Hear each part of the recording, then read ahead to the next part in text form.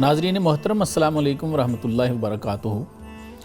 آپ کا میزبان پروفیسر وارث محمود پروگرام عرفان دین میں ایک بہت ہی اہم موضوع کے ساتھ حاضر خدمت ہے۔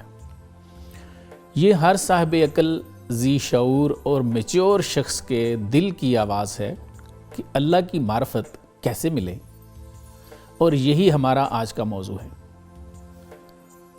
معرفت پہچان کو کہتے ہیں، اور ہم سب نے اللہ کی پہچان کا ایک خود ساختہ معیار بنا رکھا ہے۔ عام طور پہ ہم جیسے لوگوں نے اللہ کی معرفت کا یہ معیار بنایا ہوا ہے کہ دیکھو جی، یہ آسمان کس نے بنایا ہے، سورج کس نے بنایا ہے، چاند ستارے کس نے بنائے ہیں، ہوائیں کون چلا رہا ہے، رات دن کو کون بدل رہا ہے۔ بھائی اگر یہی معرفت ہے تو یہ تو کفار کو بھی حاصل ہے۔ انہوں نے بھی اس نظام کائنات کو بنانے والے اور چلانے والے کا کوئی نہ کوئی نام تو رکھا ہوا ہے۔ یہ معرفت نہیں، معرفت تو پیغمبروں کو ہوتی ہے، اور وہ اللہ سے صاحب رابطہ ہوتے ہیں۔ کبھی اللہ ان سے ڈائریکٹ کلام کرتے ہیں، کبھی فرشتے بھیجتے ہیں، کبھی القاء کرتے ہیں، کبھی ارواح مقدسہ ان سے کلام کرتی ہیں۔ ہم میں سے بعض لوگ یہ کہتے ہیں کہ ہاں، معرفت تو بھائی یہی ہے کہ بندے کا اللہ تعالیٰ سے رابطہ ہو، لیکن وہ یہاں اٹک کر رہ گئے ہیں کہ یہ کام صرف انبیاء تک محدود تھا۔ لیکن یہ بات قرآن کے خلاف ہے، کیونکہ قرآن میں غیر انبیاء کے لیے بھی الہام کی مثالیں موجود ہیں۔ جیسے اللہ نے قرآن میں فرمایا وَأَوْحَيْنَا إِلَىٰ أُمِّ مُوسَىٰ أَنْ أَرْضِعِيهِ الی آخرہ، ترجمہ پیش کرتے ہیں کہ ہم نے موسیٰ کی والدہ کو الہام کیا کہ اسے دودھ پلاؤ، پھر جب تمہیں اس پر خوف ہو تو اسے دریا میں ڈال دینا، اور خوف نہ کھانا اور غم بھی نہ کرنا، بے شک ہم اسے تیری طرف پھیر لائیں گے اور اسے رسولوں میں سے ایک رسول بھی بنائیں گے۔ یہ تو اللہ تعالیٰ گفتگو فرما رہے ہیں بھائی، اور پورا لائحہ عمل دے رہے ہیں۔ ناظرین، توجہ طلب بات یہ ہے کہ موسیٰ علیہ السلام کی والدہ نبی تو نہیں ہے، لہٰذا انبیاء کے علاوہ پاک انسانوں سے اللہ کا کلام کرنا ثابت ہو گیا۔ بلکہ قرآن میں تو شہد کی مکھی کا بھی ذکر ہے کہ ہم نے اسے بھی الہام دیا۔ اللہ تعالیٰ ارشاد فرماتے ہیں وَأَوْحَىٰ رَبُّكَ إِلَى النَّحْلِ الی آخرہ، کیا فرماتے ہیں کہ تمہارے رب نے شہد کی مکھی کو الہام فرمایا کہ پہاڑوں میں، درختوں میں اور چھتوں میں گھر بنانا۔ بھئی اللہ جسے جو چاہیں بتاتے ہیں اور بتا سکتے ہیں۔ لیکن مزید تفصیل کے لیے مہمانوں سے گفتگو کا آغاز کرتے ہیں۔ میرے آج کے مہمان ہیں علامہ عزیز حیدر صاحب، اور میرے دوسرے مہمان ہیں مفتی محبوب الرحمان گولڑوی صاحب۔ تو قادری صاحب، پہلا سوال آپ سے کرتے ہیں، یہ فرمائیے کہ قرآن میں ہے وَمَا خَلَقْتُ الْجِنَّ وَالْإِنسَ إِلَّا لِيَعْبُدُونِ، کہ ہم نے جنوں اور انسانوں کو اس لیے پیدا کیا ہے کہ وہ میری عبادت کریں۔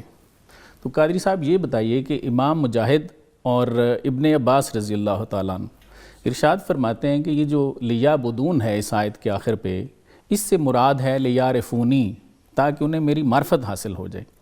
تو یہ ارشاد فرمائیے کہ جیسے موسیٰ علیہ السلام کی والدہ کے ساتھ اللہ تعالیٰ ہم کلام ہوئے اور انہیں فرمایا کہ آپ ان کو دودھ پلائیں، اور اگر آپ کو ڈر ہو تو ان کو دریا میں بہا دینا، ہم ان کو واپس آپ کی طرف لے آئیں گے اور رسول بھی بنائیں گے۔ تو کیا آپ صلی اللہ علیہ وسلم کی امت جو ہے، جو سب سے بہترین امت ہے اور سردار نبی جو ہیں، سید الانبیاء ہیں، ان کی امت ہے، ان کی امت میں بھی ایسا ممکن ہے کہ اللہ تعالیٰ ان سے ہم کلام ہوں، یا کسی فرشتے کے ذریعے ان کو بھی ایسا کلام بھیجیں، ان کو بھی معرفت نصیب ہو سکتی ہے؟ بسم اللہ الرحمن الرحیم، وما خلقت الجن والانس الا لیعبدون، صدق اللہ مولانا العظیم۔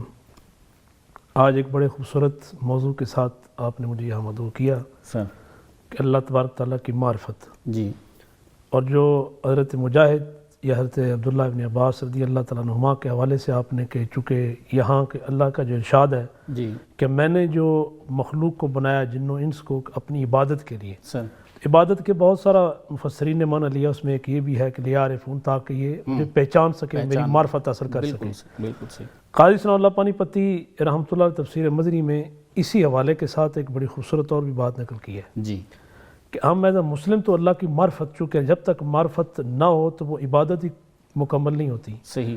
کافر کو بھی کیا معرفت حاصل ہے یا نہیں اللہ کی. واہ. انہوں نے اگلا جملہ لکھا ہے قرآن کی ایک آیت کے حوالے سے. جی جی. کہ اللہ تبارک تعالیٰ نے دوسری جگہ ارشاد فرمایا کہ محبوب ان مشرکوں سے پوچھ جو بتوں کے پجاری ہیں. واہ. کہ جب کوئی مشکل وقت ان پر آتا ہے ہاں تو یہ خدا کس کو مانتے ہیں؟ تو لَيَقُولَنَّ اللہ، قرآن کریم کی اس آیت کے وہ اپنا الفاظ ہیں کہ وہ آگے سے کیا کہیں گے محبوب کہ اللہ. سبحان اللہ. اس کا مطلب معرفت ان کو بھی ہے. اس لیے وہ حدیث شریف ہے نا کہ ہر بچے کو اللہ تبارک تعالیٰ فطرت پر پیدا فرماتا ہے. بالکل بالکل ایسا. تو فطرتی طور پر وہ چونکہ خدا کی ایک معرفت ہوتی ہے. صحیح. دوسرا آپ نے جس طرف اشارہ کیا ہے، میں ایک مثال دے کر پھر اس طرف آتا ہوں. جی جی. کہ چونکہ اس وقت کی جو دور ہے بہت سارے فتنے. ایک یہ کہ اللہ تبارک تعالیٰ کی معرفت تو بعد کی بات ہے نا، پہلے خدا کی جو ذات ہے اس کا بھی انکار کیا جا رہا ہے. بالکل ٹھیک ہے. کہ جب کوئی گھڑی بنانے والا وہ ایک دفعہ بنا چکتا ہے پھر اس کا تعلق اس کے ساتھ ختم ہو جاتا ہے. صحیح. پھر جو چلانے والا ہے، جس طرح آج کل ہم اس میں سیل ڈالتے ہیں مہینے کے لیے، 2 مہینے 4 مہینے، پھر تعلق ہمارا ختم. جو ہی وہ بند ہوتی ہے پھر سیل ڈالتے ہیں، اتنا ہی تعلق ہوتا ہے. صحیح صحیح. اللہ اس کا مطلب کہ نہیں کوئی چیز بنانے والا جو صانع ہے، کوئی چیز جس نے بنائی ہے، ایجاد کی ہے، اس کا تعلق ختم ہو جاتا ہے ایک دفعہ بنا کر. ٹھیک. لیکن اللہ تبارک و تعالیٰ کائنات کو چونکہ بنانے والا ہے، رب کا تعلق نسبت ختم نہیں ہوتی. جی. اس لیے کہ جس وقت ایک لمحے کے لیے، سیکنڈ تو بڑی بات ہے، سیکنڈ سے بھی کم اگر تو دنیا تباہ ہو جائے صحیح تو اللہ تبارک تعالیٰ کے وہ نظر کرم یا فضل و کرم ساتھ رہتا ہے. سبحان اللہ. تو اسی وجہ سے اللہ تبارک و تعالیٰ پھر خاص ایسی چیزیں یا بندگان خدا ہوتے ہیں کہ جن کے ساتھ رب کا وہ تعلق ہوتا ہے کہ وہ الہام کی صورت میں یا القاء کی صورت میں سبحان اللہ تبارک و تعالیٰ ان کے دل میں بات ڈالتا ہے. جیسا آپ نے اشارہ کیا جی جی. حضرت موسیٰ کلیم اللہ علیہ السلام کی والدہ صاحبہ کہا کہ اوحینا الی ام موسیٰ. جی جی. اس میں چونکہ علماء عقائد نے بھی بحث کیا اور مفسرین نے، محدثین نے بھی، کہ چونکہ اب نبوت کا دروازہ بند ہے. کہ یہ وضاحت کر دوں، ٹھیک، وہ جو نبی کی طرف وحی آتی تھی وہ سلسلہ نبوت والا ختم ہے. صحیح. یہ القاء کے بعد ڈال دی جاتی ہے، جیسا حضرت موسیٰ علیہ السلام کی والدہ محترمہ کے دل میں یہ بات ڈال دی گئی کہ اپنے اس بچے کو اس صندوق میں ڈال کر دریائے نیل میں رکھ دیں. اب دیکھیں کہ وہ تو اللہ کے ایک ولی ہیں، جناب موسیٰ علیہ السلام کی والدہ ہیں. دوسری جگہ قرآن کریم نے سورہ نحل میں فرمایا کہ وَأَوْحَىٰ رَبُّكَ إِلَى النَّخْلِ جی. أَنِ اتَّخِذِي بُيُوتًا. ہاں بالکل. کہ اللہ تبارک تعالیٰ نے وحی کیا. وحی سے مراد یہ کہ اس کے وہ اپنا کیا کہتے ہیں کہ جو شہد کی مکھی ہے اس میں یہ بات ڈال دی کہ تم اپنا وہ چھت بناؤ اور اپنا گھر بناؤ اور آگے جو سلسلہ اس کا جو ورک شروع کرو. اب چونکہ یہ نبی کریم رؤوف رحیم علیہ السلام کی ایک حدیث بھی ہے جی کہ کیا یہ سابقہ امتوں کے حوالے ہیں. اچھا، یہاں جب یہ اس کا ذکر ہوا شہد کی مکھی کا، جی جی، تو کیا اس زمانے میں، یہ تو قیامت تک ہے، اس کا مطلب کہ آج بھی اللہ تبارک تعالیٰ کی بالکل ٹھیک، وہ جو اس کے دل میں بات اللہ تبارک تعالیٰ کی ڈال دی ہے، رب نے ڈال رہا ہے. صحیح. تو حضور کا ارشاد ہے کہ پہلی امتوں میں اللہ تبارک و تعالیٰ لوگوں سے ہم کلام ہوا کرتا تھا، نبیوں کے علاوہ. صحیح. کیونکہ نبیوں جو نبوت والا سلسلہ تو وہ بند ہے.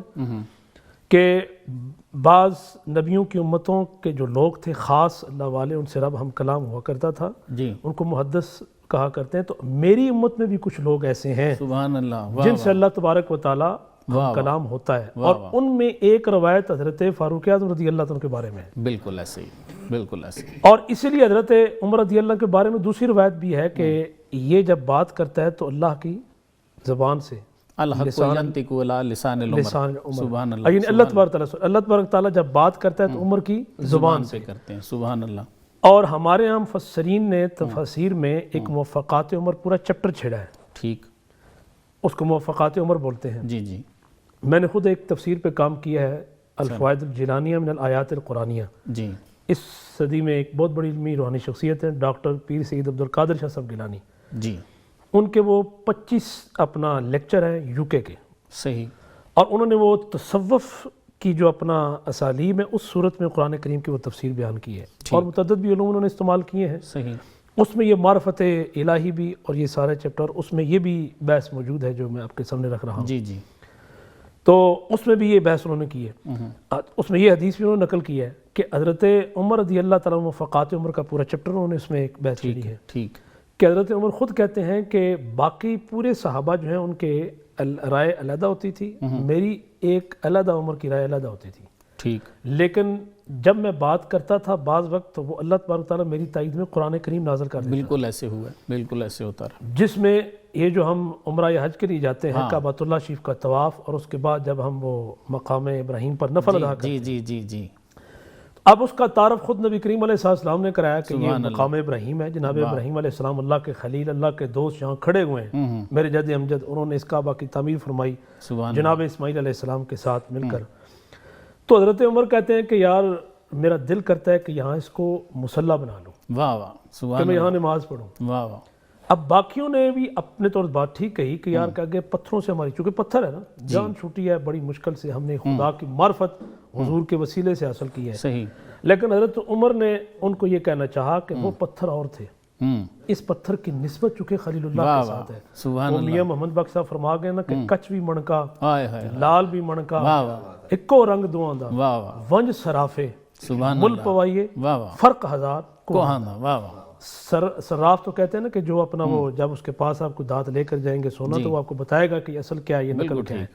یہاں اگر وہ روحانی طور پر کہ جو اہل تصوف لوگ ہوتے ہیں، اس لیے جب بھی یہاں کوئی مغالطہ لگ جائے کہ جو القاء وحی کا وحی نبوت کیا ہے تو کسی عالم سے پوچھنا چاہیے۔ صحیح، اس دور میں اگر کسی کو مغالطہ لگ گیا ہے کہ یار نبوت کا دروازہ بند ہے، کہ یہ جو سلسلہ ہے اور یہ اللہ کی طرف وحی اپنا کیا کہتے ہیں القاء بات ڈالنے والا، تو یہ وہ جو صراف ہوتے ہیں، جو قرآن و سنت کو جاننے والے ہوتے ہیں، جن کا خدا کے ساتھ تعلق ہوتا ہے، وہ پھر اس کی صحیح طور پر، اور ہمارے علماء عقائد نے اس کی صحیح طور پر اس کی ڈیفینیشن کی ہے۔ صحیح، تو اس وقت حضرت عمر کی ایک طرف رائے، قرآن کریم کی آیت نازل ہوگی کہ محبوب وَاتَّخِذُوا مِن مَقَامِ إِبْرَاهِيمَ مُصَلًّى، بالکل ایسے، اور اسی طرح دیکھیں کہ یہ جو سورہ کاف ہے، جناب خضر علیہ السلام کے بارے میں چونکہ امت کا ایک عقیدہ ہے کہ بعض ان کو نبی کہا ہے، لیکن اکثریت کی رائے یہ کہ اللہ کے ولی ہیں، جی جی ان کے بارے میں بھی رب کا ارشاد ہے جی جی، کہ ہم نے ان کو علم لدنی عطا کی، ہم نے، اب رب نے، اس کا مطلب کہ یہ بھی ایک قسم ہے کہ اللہ تبارک و تعالیٰ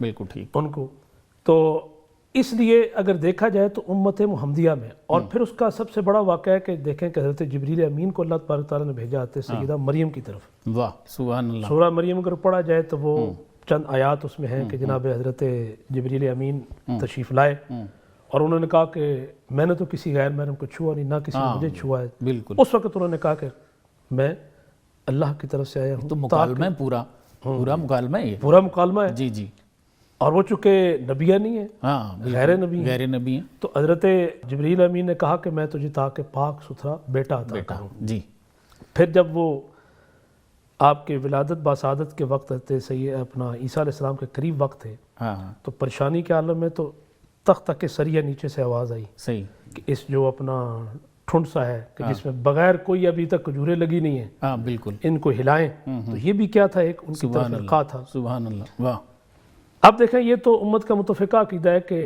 جس طرح رسالت مآب علیہ السلام سب نبیوں میں سب نبیوں سے افضل، جی، حضور کی اہل بیت سب اہل بیتوں سے افضل، ٹھیک، حضور کے خلفاء سب نبیوں کے خلفاء سے افضل، حضور کے صحابہ سب نبیوں کے صحابہ سے، اسی طرح حضور کی امت بھی تمام امتوں سے افضل ہے، اگر ان میں یہ بات پائی جا سکتی ہے بالکل ٹھیک، بالکل ٹھیک، تو یہ تو پھر بدرجہ اولیٰ پائی جا سکتی ہے۔ سبحان اللہ، اور پھر سیدہ مریم کا اپنا ایک مقام ہے، لیکن ڈاکٹر علامہ اقبال نے ہاں ایک بڑی خوبصورت بات کہی ہے جی، کہ یہ ایک جھگڑا رہا ہے کہ سیدہ بی بی فاطمہ افضل ہیں یا حضرت سیدہ مریم، کہ میں اس لیے بات کر رہا ہوں کہ اگر ان کا یہ مقام ہے کہ ان کی طرف جبریل آئے ہاں یا یہ وہی والا معاملہ یہ القاء والا معاملہ ہو سکتا ہے، تو حضور کی امت یا حضور کے اہل بیت کا مقام، سبحان اللہ، سبحان تو نبی کریم علیہ السلام نے چونکہ حضرت سیدہ بی بی فاطمہ کے بارے میں فرمایا کہ کیا تو اس بات پر خوش نہیں کہ تمام جہان کی جتنی جنتی عورتیں اللہ نے تمہیں اس کا سردار بنایا ہے۔ سبحان اللہ، سبحان ڈاکٹر علامہ اقبال کہتے ہیں کہ وہ افضل ہے سیدہ مریم، لیکن مریم از یک نسبت عیسیٰ عزیز، سبحان اللہ، صرف ایک نسبت ہے، واہ واہ، ادھر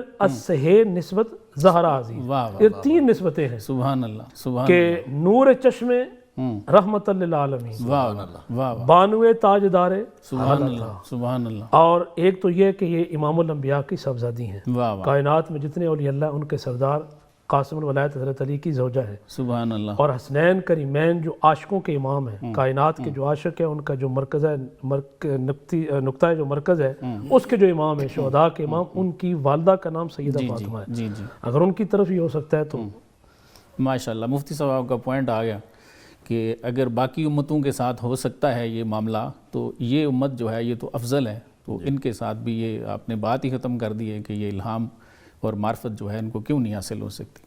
مفتی صاحب یہ ارشاد فرمائیے کہ معرفت کے حصول کے لیے ضروری ہے کہ بندہ ہدایت پر تو ہو، بے شک، اگر وہ ہدایت پر ہی نہیں ہے تو اس نے معرفت کیا حاصل کرنی ہے؟ اس پہ تو کوئی دوسری رائے نہیں ہے، اجماع ہے سب کا۔ تو یہ ارشاد فرمائیں کہ قرآن میں سورہ انعام کی آیت ہے 125، اللہ تعالیٰ ارشاد فرماتے ہیں فَمَن يُرِدِ اللَّهُ، اللہ جسے چاہتے ہیں اَن يَهْدِيَهُ کہ اسے ہدایت دیں، يَشْرَحْ صَدْرَهُ لِلْإِسْلَامِ تو وہ اسلام لاتا ہے اور پھر اللہ فرماتے ہیں کہ ہم اس کی شرح صدر کرتے ہیں، اس کا سینہ کھولتے ہیں۔ تو یہ کیا راز ہے؟ شرح صدر کیا چیز ہے جس کو اللہ فرما رہے ہیں کہ جسے ہدایت دینی ہوتی ہے اس کے ساتھ تو ہم یہی کام کرتے ہیں؟ اس پہ کچھ ارشاد فرمائیے۔ بسم اللہ والحمد للہ والصلاۃ والسلام علی رسول اللہ۔ پروفیسر صاحب، سب سے پہلے آپ کا اور آپ کی پوری سنو ٹی وی کا شکر گزار ہوں کہ آج ایک خوبصورت ٹاپک پہ آپ نے گفتگو کرنے کا موقع میسر کیا ہے۔ اللہ تعالیٰ آپ کے چینل کو بھی ترقیاں عطا فرمائے اور آپ کی ٹیم کو بھی اللہ خوشحال رکھے، اور جتنے بھی سامعین ہیں اللہ تعالیٰ سب کے علم و عمل عمر کے اندر برکتیں عطا فرمائے۔ بہت شکریہ۔ دیکھیں، شرح صدر یہ ایک عظیم نعمت ہے ٹھیک، جو خالق کائنات کسی کسی کو عطا فرماتا ہے، جی کیونکہ اللہ کی نعمت جو ہے وہ مخصوص طبقات کے لیے، درست، ویسے رحمت الہی جو ہے وہ عموم ہے، ٹھیک، رحمت الہی عام ہے، چاہے وہ مسلمان ہے چاہے غیر مسلم ہے۔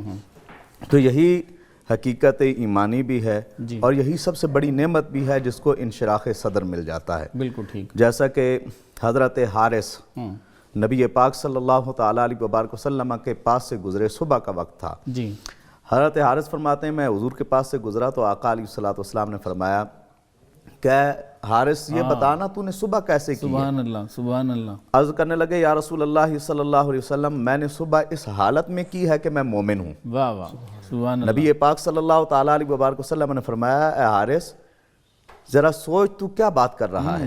درست ہے، تو کہہ تو رہا ہے کہ میں نے صبح اس حالت میں کی ہے میں مومن ہوں، تو سوچ یہ تو کیا بات کر رہا ہے؟ حضرت حارث نے عرض کی یا رسول اللہ صلی اللہ علیہ وسلم میں یہ صحیح بات کر رہا ہوں کہ صبح میں نے اس حالت میں کی کہ میں مومن ہوں۔ حضور علیہ الصلوۃ والسلام نے فرمایا اچھا یہ بتا پھر تو نے اپنے نفس کے ساتھ کیا کیا؟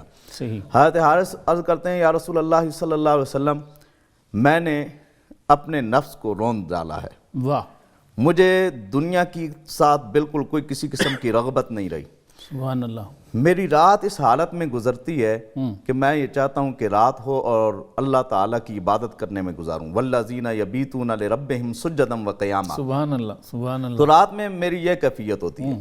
یا رسول اللہ صلی اللہ علیہ وسلم جس وقت دن کا وقت ہوتا ہے نا تو اس دن کے وقت میرا یہ عالم ہوتا ہے کہ میں یہ چاہتا ہوں کہ اس دن کی روشنی میں دیدار الہی کر سکوں۔ سبحان اللہ، واہ، اور یا رسول اللہ صلی اللہ علیہ وسلم میرا دل اتنا کھل چکا ہے کہ میں زمین پہ بیٹھے ہوئے واہ، اے اللہ کے محبوب اللہ کے عرش کا نظارہ کرتا ہوں۔ سبحان اللہ، سبحان اللہ، میرا دل اتنا کھل چکا ہے واہ، کہ میں اللہ کے عرش کا نظارہ کرتا ہوں۔ میں یہاں پہ رک پر یہ عرض کرنا چاہتا ہوں یہ حضور کے غلام ہیں سبحان اللہ، اور جن کے لیے خالق کائنات خود فرمائے الم نشرح لک صدرک، سبحان اللہ، اس سبحان اللہ، محبوب کے انشراح صدر کا کیا کیا عالم عالم ہوگا؟ ہوگا، درست ہے، یہ شان ہے خدمت گاروں کی سردار کا عالم کیا سبحان ہوگا؟ اللہ، تو عرض کرنے لگے یا رسول اللہ میرا انشراح صدر ہو چکا ہے، سبحان اللہ، میرا دل کھل چکا ہے، میرا سینہ کھل چکا ہے۔ یا رسول اللہ میں زمین پہ بیٹھے ہوئے رب کے عرش کو دیکھتا ہوں۔ سبحان اللہ، یا رسول اللہ صلی اللہ علیہ وسلم میں اب دیکھ رہا ہوں کہ جنتی جس وقت جنت میں داخل ہوں گے ان کا میل جول کیسے ہوگا، سبحان اللہ، وہ آپس میں ملیں گے کس طریقے سے۔ واہ واہ،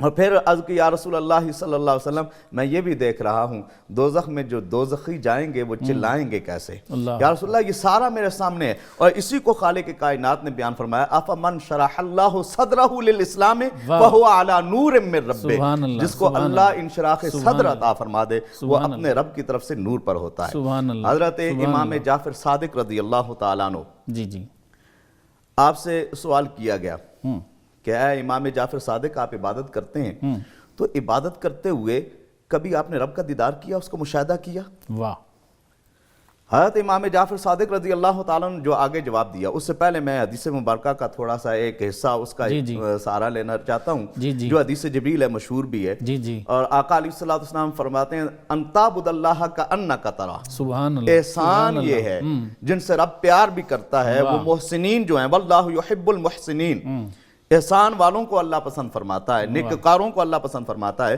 تو ان میں ایک درجہ احسان یہ ہے ان تعبد اللہ کأنک تراہ، کہ تو رب کی عبادت اس طرح کر گویا کہ تو اسے دیکھ رہا ہے، سبحان اللہ، فَإِن لَمْ تَكُنْ تَرَاهُ فَإِنَّهُ يَرَاكَ، اگر اس درجے پہ تو فیض نہیں ہے، پتہ چلا اس درجے والے کوئی ہیں، سبحان اس درجے والے ہیں، تو حضور نے بیان فرمایا اگر اس درجے پر تو فیض نہیں ہے تو پھر ایسا تو ہونا چاہیے تو یہ تو سمجھ کہ وہ رب تجھے دیکھ رہا ہے۔ سبحان اللہ۔ اب حضرت امام جعفر صادق رضی اللہ تعالیٰ عنہ آپ سے جس وقت یہ سوال کیا گیا، حضور آپ عبادت کرتے ہیں، کیا کبھی آپ نے اللہ کی ذات کا مشاہدہ کیا ہے؟ آپ نے جو جواب دیا کمال کا جواب ہے، آپ فرماتے ہیں میں نے جب بھی عبادت کی ہے میری کوئی ایسی عبادت نہیں ہے جس میں میں نے رب کو نہ دیکھا ہو، اس کی ذات کا مشاہدہ نہ کیا ہو، میں نے کبھی کوئی ایسی عبادت کی ہی نہیں ہے۔ سبحان اللہ، سبحان اللہ، واہ واہ۔ آپ سے پوچھا گیا حضور، قرآن میں تو آتا ہے لا تدرکہ الابصار، آنکھیں تو اس کا مشاہدہ نہیں کر سکتی، تم نے کیسے دیکھا؟ اب یہ انشراح صدر کی طرف میں بات کر رہا ہوں، تو جناب امام جعفر صادق رضی اللہ تعالیٰ عنہ آپ نے فرمایا کہ آنکھوں کا دیکھنا اور ہوتا ہے، دل کا دیکھنا اور ہوتا ہے، اور دل کے ساتھ جو آدمی دیکھتا ہے وہ حقیقت ایمانی سے دیکھتا ہے، اور رب کی ذات وہ ہے کہ جس کو محسوسات کے ساتھ بندہ کوئی محسوس نہیں کر سکتا، اور نہ ہی انسانی عقل اس کا محاصرہ کر سکتی ہے، یہ تو دل کی آنکھیں ہیں جن کے ساتھ میں رب کی ذات کا مشاہدہ کرتا ہوں۔ تو یہ وہ نور ہے جو اللہ رب العزت جس بندہ مومن کو عطا فرما دیتا ہے، پھر وہ رب کے جلووں کو دیکھتا ہے، اور ہر جگہ پر ہر جگہ وہ رب کے جلووں کو دیکھتا ہے۔ یہ شمس و قمر اور یہ برق و شرر میں اسی نور مطلق کی سب روشنی ہے، تو اسے ہر جگہ پر صرف رب کا نور نظر آتا ہے، اور رب کے جلووں میں مگن رہتا ہے، اور یاد الہی میں مستغرق رہتا ہے، وہ کبھی غافل نہیں رہتا، ایک لمحہ بھی غافل نہیں رہتا۔ سبحان اللہ، سبحان اللہ۔ اور صوفیاء کو یہ کہتے ہیں جو دم غافل سو دم کافر، کافر مرے دیوانہ ہو، جو ایک لمحہ کے لیے جو غافل ہو جاتا ہے وہ سمجھے کہ اس کا دل اندر سے خالی ہے، وہ کھوکھلا ہے، اور جسے دل بیدار نصیب ہو جائے، جاگتا ہوا دل نصیب ہو جائے، دل نورانی نصیب ہو جائے، پھر اس کا ظاہر اور باطن دونوں یکساں ہوتے ہیں۔ اللہ ہمیں دل نورانی، قلب منور نصیب فرمائے۔ ماشاءاللہ، ماشاءاللہ۔ ناظرین ایک بریک لیتے ہیں، بریک کے بعد دوبارہ حاضر ہوتے ہیں۔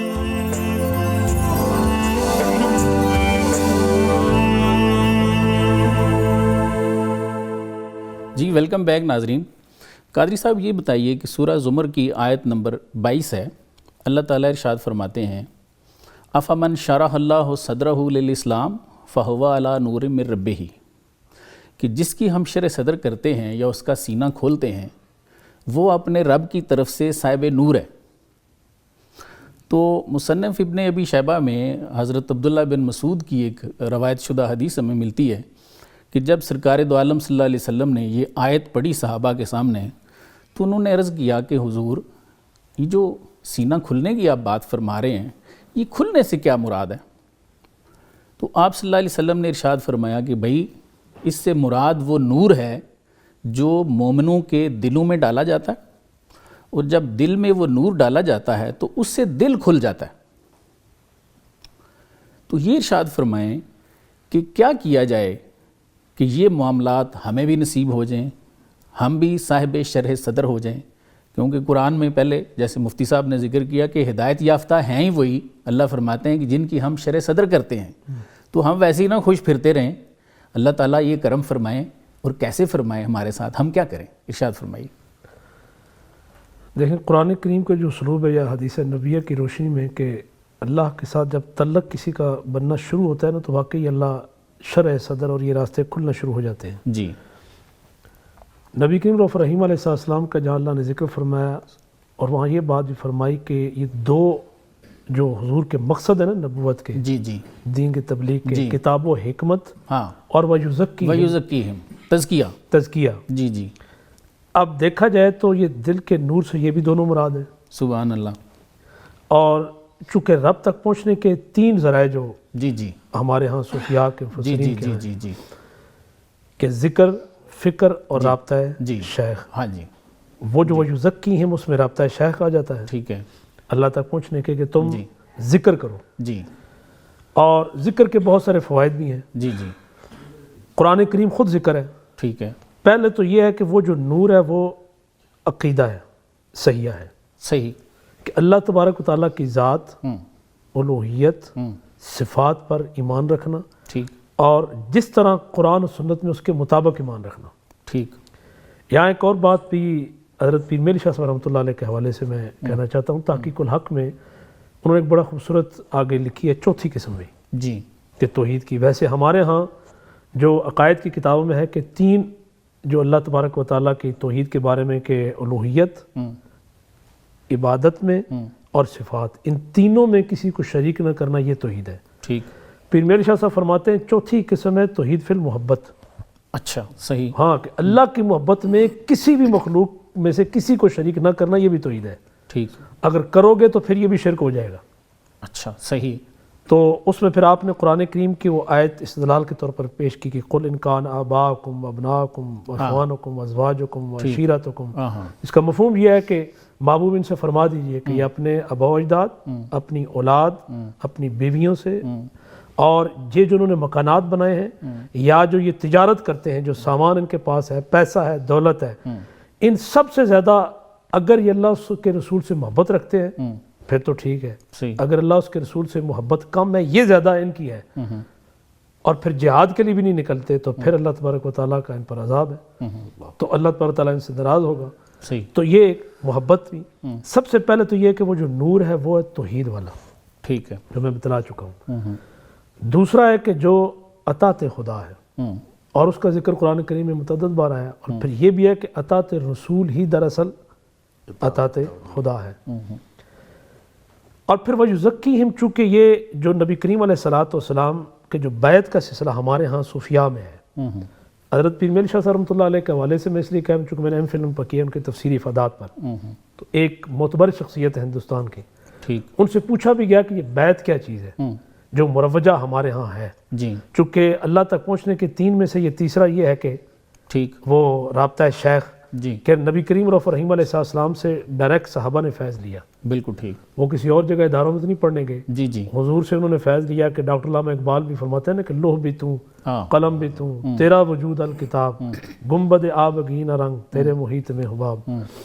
جی تو اب انہی سے فیض یافتہ وہ ڈائریکٹ ہوئے، اور پھر اسی طرح 2 شخصیات ہیں کہ جن کو نبی پاک علیہ السلام کی طرف سے بیعت والا سلسلہ جو ہمارے ہاں تصوف میں ایک حضرت ابوبکر صدیق رضی اللہ تعالیٰ جن سے نقشبندیہ سلسلہ چلا، اور تینوں سلاسل جو حضرت شاہ حسن بصری مولا علی کے ذریعے ہمارے ہاں قادریہ، چشتیہ اور سہروردیہ، جی پھر امام جعفر صادق تک چونکہ وہ نقشبندی سلسلہ پھر آگے آ کے یہ بھی مل جاتے ہیں، صحیح ائمہ بیعت کے ذریعے حضرت شیخ عبد القادر جیلانی، حضرت بہاء نقشبند بخارا، یہ سارے۔ قادری صاحب اگر میں وقت ہمارے پاس کم ہے، صحیح سمجھ رہا ہوں تو آپ یہ فرمانا چاہ رہے ہیں کہ انشراح صدر کا ایک طریقہ جو ہے وہ بیعت ہے، وہ بیعت جس سے نسبت ملتی ہے، چونکہ نبی کریم علیہ السلام کے بارے میں دوسری چیز بتائی نا وَيُزَكِّيهِمْ، ہاں اب وہ جو نفس کی طہارت ہے، جی جی ٹھیک ہے، وہ دل کی جو طہارت ہے اصل میں، جی جی وہ ایک شیخ کامل کے ذریعے ممکن ہے۔ سبحان اللہ سبحان اللہ۔ تو اس لیے جب حضرت پیر میرے شاہ صاحب سے سوال ہوا یہ بیعت جو مروجہ آپ نے فرمایا ایک بیعت جہاد ہے جو حضور نے لی ہے صحابہ سے، بالکل ایک خواتین کی بیعت ہے ان سے علیحدہ حضور نے لی ہے، مردوں سے علیحدہ جو لی ہے اس میں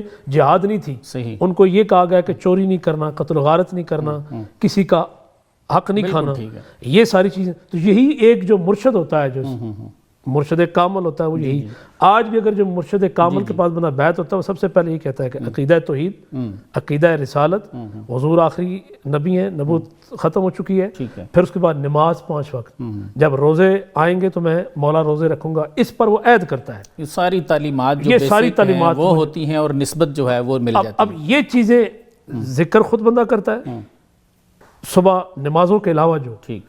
اور اس میں بہت ساری حدیثیں بھی ہیں ٹھیک کہ نبی کریم علیہ السلام نے ذکر کی اہمیت آپ کا بتلائی ہے۔ پوائنٹ آ گیا سر۔ فکر اب دیکھیں قرآن نے متعدد جگہ کہا ہے کہ تم غور کرو، تم غور کرو، تم دیکھو کہ اونٹ کو میں نے کیسے پیدا کیا، جی جی ارل جبل پہاڑوں کی طرف دیکھو کہ میں نے کیسا ان کو نصب کیا، آسمان کی طرف دیکھو، جی جی تو یہ غور و فکر، یہ تدبرون القرآن، جی جی جی یہ سارے کے سارے اب یہ غور بندہ۔ لیکن تیسری چیز ہے وہ رابطہ شیخ، یہ تینوں ہیں کہ وہ تینوں کی تینوں جو ہیں ان کے ذریعے سے وہ نور آتا ہے دل میں۔ بالکل ٹھیک۔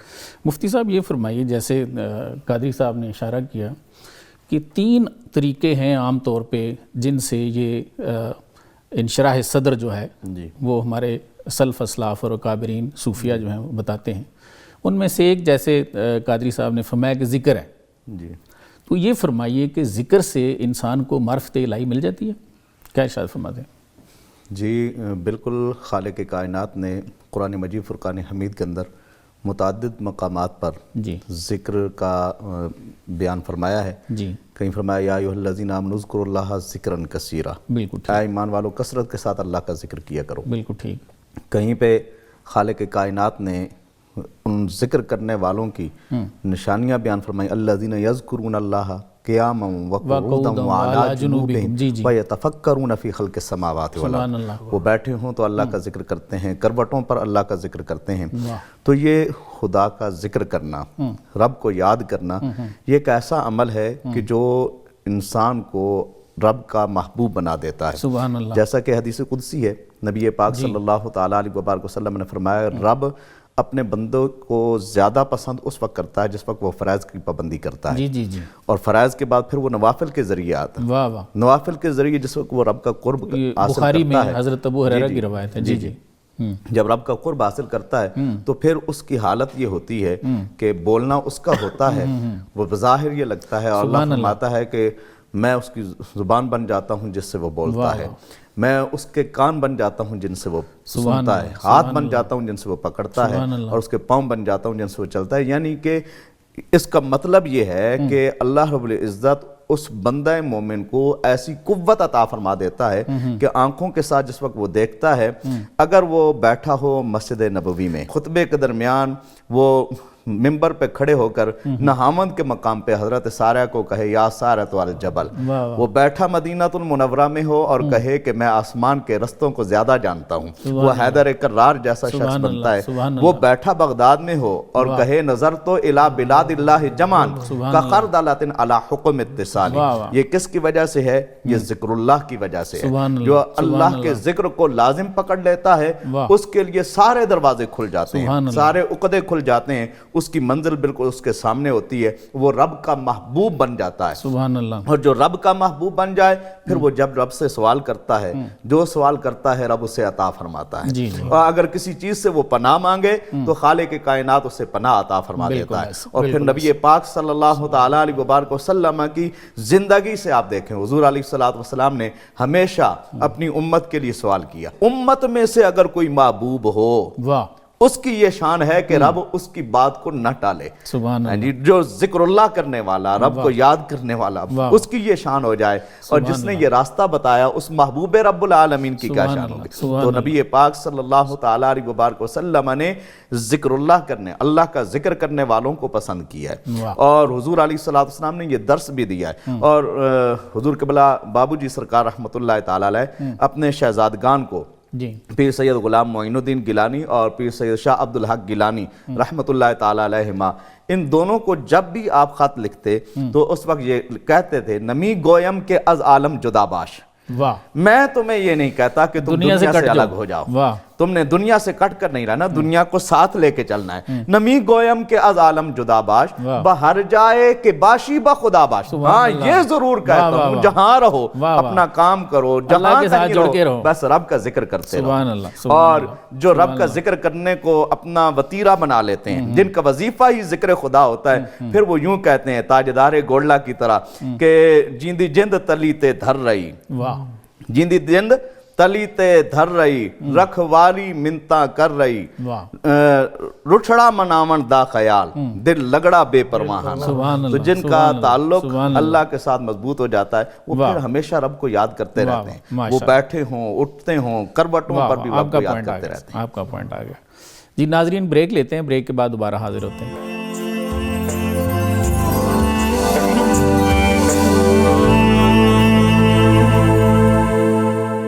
ویلکم بیک ناظرین.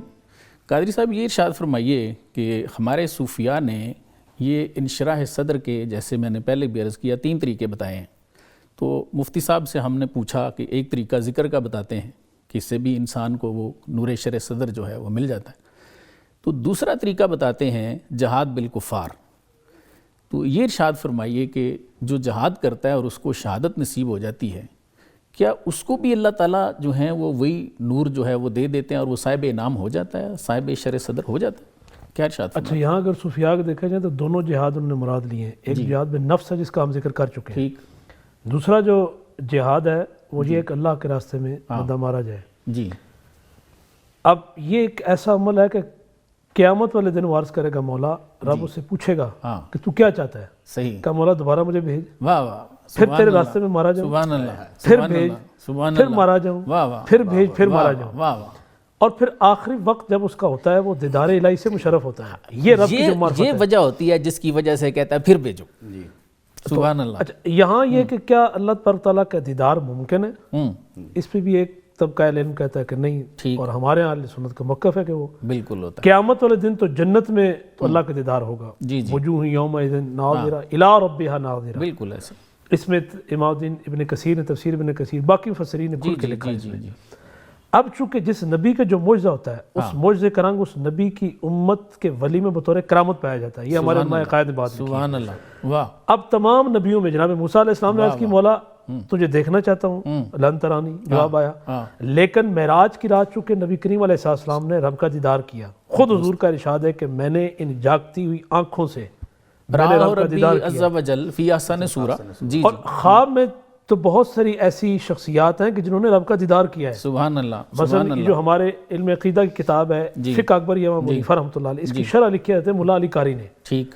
اس میں باقاعدہ ایک چیپٹر پورا انہوں نے باندھا ہے. انہوں نے کہا امام ابو حنیفہ رحمۃ اللہ علیہ خود فرماتے ہیں کہ میں نے 99 مرتبہ اور پھر آخری مرتبہ دیکھا اللہ تبارک و تعالیٰ کا دیدار کیا خواب میں 100 مرتبہ. سبحان اللہ. اور امام احمد بن عمر رحمۃ اللہ علیہ کے چونکہ انہوں نے وہ خلق قرآن اور یہ معاملہ تھا اس میں انہوں نے بہت ساری مصیبتیں بھی اٹھائیں، انہوں نے بھی رب کا دیدار کیا خواب میں. سبحان اور پھر پوچھا. یہاں بھی معرفت الہی کا ایک بڑا خوبصورت پہلو نکلتا ہے. واہ واہ. حضرت مولا علی قاری کہتے ہیں کہ حضرت امام احمد بن حنبل نے جب رب کا دیدار کیا کہا عرض کی مولا تجھے کیسے ملا جا سکتا ہے، تیرا قرب کیسے حاصل کیا جا سکتا ہے، تیری معرفت.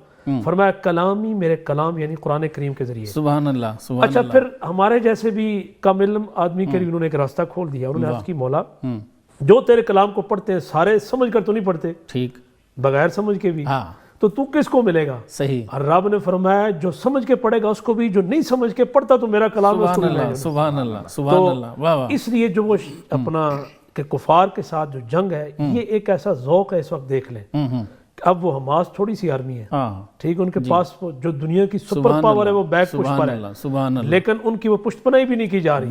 لیکن دیکھیں کتنے دنوں سے ایسے آخر کار پھر وہ ثالثی اور یہ سارے معاملات.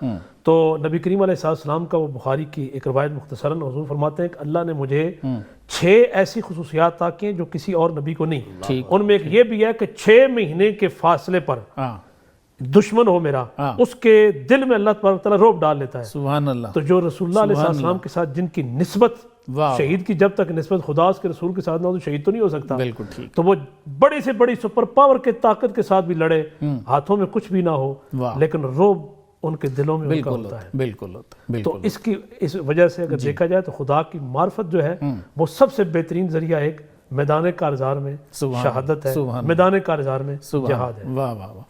مفتی صاحب یہ بتائیے کہ ایک اور طریقہ بھی ہمارے بزرگوں نے ہمیں بتایا ہے اور وہ ہے صحبت. بے شک. جیسے آپ صلی اللہ علیہ وسلم کی صحبت میں صحابہ بیٹھتے رہے، نہ تو انہوں نے کوئی کلاسیں لی ہیں کہیں سے، کوئی ادھر سے نظامی تو نہیں کیا انہوں نے، نہ کوئی چلے کی ہیں، صرف صحبت میں بیٹھے ہیں. تو ایک دن ہمارے پاس بہت بڑی مثال ہے کہ سرکار دو عالم صلی اللہ علیہ وسلم جب حجۃ الوداع سے واپس آ رہے تھے تو غدیر خم کے مقام پہ آپ صلی اللہ علیہ وسلم نے حضرت علی رضی اللہ تعالیٰ عنہ کا دست مبارک پکڑ کے بلند فرمایا اور فرمایا من کنت مولا فاز علی مولا. تو یہ صحبت سے ہی تھا. بے شک. تو یہ ارشاد فرمائیں کہ صحبت سے بھی انسان کو یہ معاملات ظاہر ہے مل جاتے ہیں. بے شک. تو یہ کیا معاملہ ہے، کس طرح سے ہے؟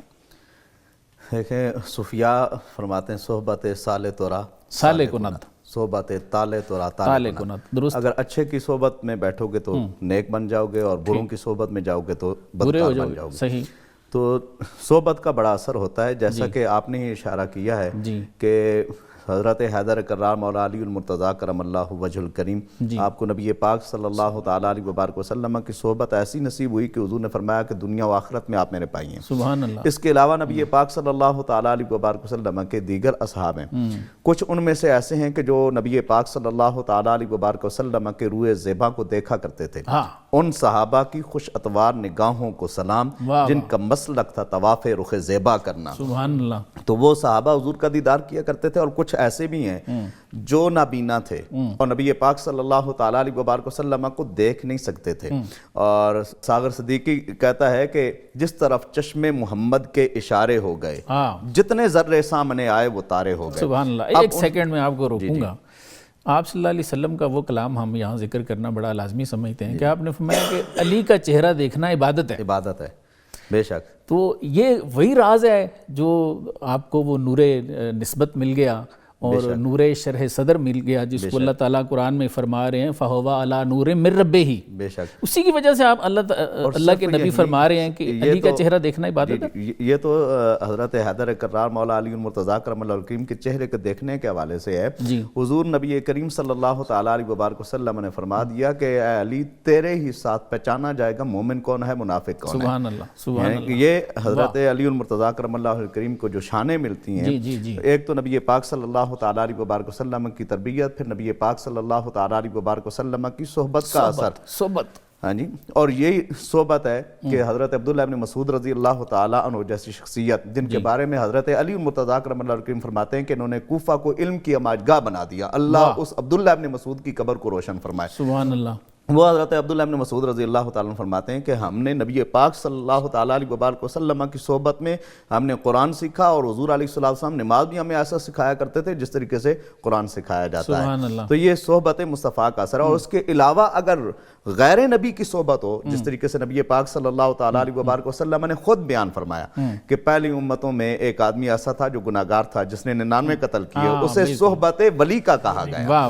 وہ ولی کی صحبت میں گیا تو اس کی زندگی بن گئی۔ اور جو آدمی صحبت کو اپنائے رکھتا ہے، جو کسی کی صحبت میں رہتا ہے، تو پھر اس کا رنگ بھی اس کے اوپر چڑھتا ہے، اس کے عمل کو وہ اپنانے کی کوشش کرتا ہے، کیونکہ جس کی صحبت میں بندہ جاتا ہے اسی کی صحبت میں جاتا ہے جس سے بندے کا لگاؤ ہو۔ مفتی صاحب، ایسی ایک حدیث شریف بھی ہے کہ کہیں حضرت عمر رضی اللہ تعالیٰ عنہ سرکار دو عالم صلی اللہ علیہ وسلم کی صحبت میں آئے، تو آپ نے پوچھا عمر مجھ سے کتنی عمر محبت بتا مجھ سے کتنی محبت کرتا ہے؟ تو جناب عمر فاروق رضی اللہ تعالیٰ عنہ آگے سے عرض کرنے لگے، یا رسول اللہ میں آپ سے پیار تو کرتا ہوں لیکن مجھے اپنی جان بھی پیاری ہے۔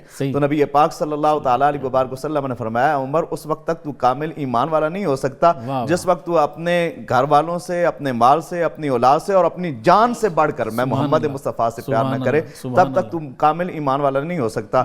جناب عمر فاروق رضی اللہ تعالیٰ عنہ کو نبی پاک صلی اللہ تعالیٰ علیہ وبارک وسلم نے اپنا دست شفقت پھیرا۔ کوئی فاروق سے پوچھے کہ کسے آتا ہے دل کی دنیا کو نظر سے تہ بالا کرنا، تو جناب عمر فاروق رضی اللہ تعالیٰ عنہ کی جس وقت اندر کی دنیا، قلب کی دنیا بدلی نا، تو آقا علیہ السلام نے فرمایا کہ اے عمر اب بتا۔ حضرت عمر فاروق رضی اللہ تعالیٰ عنہ عرض کرتے ہیں، یا رسول اللہ اب تو میں اپنی جان سے بھی بڑھ کر آپ سے پیار کرتا ہوں۔ تو حضور علیہ السلام نے فرمایا، الآن تم ایمانک یا عمر، اے عمر اب آپ کا ایمان مکمل ہو گیا۔ تو یہ صحبت کا یہ اثر ہوتا ہے، جس کی صحبت میں بندہ رہے وہاں سے بہت کچھ ملتا ہے۔ کچھ لے کے اٹھو اہل صفا کے در سے، کچھ لے کے اٹھو اہل صفا کے در سے، یہ در ہیں قریب مصطفیٰ کے در سے۔ ایمان، توحید، سکون اور رسالت سب کچھ ملتا ہے اولیاء کے در سے، کیونکہ حضرت حضور غوث پاک رضی اللہ تعالیٰ عنہ فرماتے ہیں وَكُلُّ وَلِيٍّ لَهُ قَدَمٌ، اللہ کا ہر ولی کسی نہ کسی کے نقش قدم پہ چلتا ہے۔ وَإِنِّي عَلَىٰ قَدَمِ النَّبِي بَدْرِ الْكَمَالِ، میں تو حضور کے نقش قدم پہ چلتا ہوں۔ وَمَنْ يُطِعِ الرَّسُولَ فَقَدْ أَطَاعَ اللَّهَ، اور جس نے رسول اللہ کی پیروی کی، ان کے پیچھے چلا، ان کی اطاعت کی، اس نے اللہ کی اطاعت کی۔ سبحان اللہ۔ جی ناظرین، آپ نے ہمارا آج کا پروگرام دیکھا۔ آج کے پروگرام کا حاصل یہ ہے کہ اللہ نے انسان کو اپنی عبادت کے لیے بنایا ہے، اور عبادت سے انسان کو ایک دن اللہ کی معرفت حاصل ہو جاتی ہے۔ بخاری شریف میں حضرت ابو ہریرہ رضی اللہ تعالیٰ عنہ کی روایت شدہ ایک حدیث قدسی ہے کہ اللہ تعالیٰ ارشاد فرماتے ہیں کہ بندہ عبادت کے ذریعے میرے اتنا قریب آ جاتا ہے کہ میں اسے اپنا محبوب بنا لیتا ہوں، اور جب محبوب بنا لیتا ہوں تو اس کے کان بن جاتا ہوں جن سے سنتا ہے، اس کی آنکھیں بن جاتا ہوں جن سے دیکھتا ہے، اس کے ہاتھ بن جاتا ہوں جن سے پکڑتا ہے، اس کے پاؤں بن جاتا ہوں جن سے چلتا ہے۔ معرفت ہے کیا؟ یہ معمہ بھی حل ہوا۔ معرفت الہی نور شرح صدر ہے۔ حضرت عبداللہ بن مسعود رضی اللہ تعالی عنہ کی روایت کے مطابق جب اللہ کا نور دل میں داخل ہوتا ہے تو وہ کھل جاتا ہے، بس اس دل کو اللہ کی معرفت حاصل ہو جاتی ہے۔ ذکر کے علاوہ اس نور شرح صدر یا معرفت کو حاصل کرنے کا دوسرا طریقہ ہے جہاد بالکفار۔ اس کے نتیجے میں اگر شہادت مل جائے تو انسان کو وہ نور شرح صدر حاصل ہو جاتا ہے۔ تیسرا طریقہ ہے کسی صاحب شرح صدر کی صحبت، جیسے حضور صلی اللہ علیہ وسلم کی صحبت سے سیدنا علی المرتضیٰ رضی اللہ تعالی عنہ من کنت مولا فہذا علی مولا کی منزل پہ جا پہنچے۔ حضرت مولانا روم رحمۃ اللہ علیہ کسی ایسے پاک کی صحبت میں بیٹھنے کا درس یوں دیتے ہیں، فرماتے ہیں گر بکاری جو نہ آیت گند میں، مرد میجو مرد میجو مرد میں، یعنی اگر جو بوگے تو گندم تو نہیں اگے گی، جا کوئی مرد تلاش کر، جا کوئی مرد تلاش کر۔ پھر فرماتے ہیں دیدن دانا عبادت این بود، فتح ابواب سعادت این بود۔ کیا فرماتے ہیں کہ کسی ایسے پاک اور دانا کو دیکھنا عبادت ہے، اس سے سعادت کے ابواب کھل جاتے ہیں۔ اس کے ساتھ ہی میں اپنے معزز مہمانوں کا شکریہ ادا کرتا ہوں۔ سر آپ دونوں کی تشریف آوری کا بہت بہت شکریہ۔ ناظرین اپنے میزبان کو بھی اجازت دیجیے، اللہ حافظ۔